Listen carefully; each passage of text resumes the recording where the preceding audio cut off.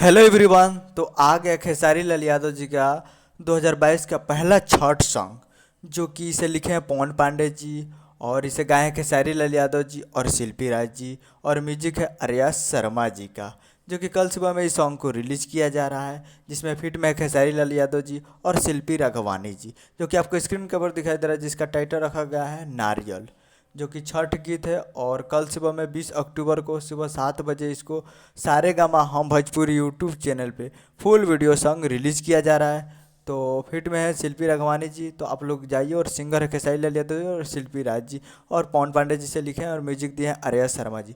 तो कल song releasing on 20 October at 7 सारे गाँव हाँ भोजपुरी यूट्यूब चैनल पे फुल वीडियो सॉन्ग रिलीज किया जा रहा है। तो आप लोग जाइए, और कल सुबह में 20 अक्टूबर को 7 बजे आप लोग इस फुल छठ सॉन्ग को सुन सकते हैं। तो कल तैयार रहिएगा सुबह सुबह 7 बजे। तो मिलते हैं अगले वीडियो में। तो उससे पहले हमारे चैनल पर नया है तो चैनल को सब्सक्राइब करके बेल आइकन प्रेस कर दीजिए। तब तक मिलते हैं अगले वीडियो में। तब तक के लिए जय हिंद, जय भोजपुरी।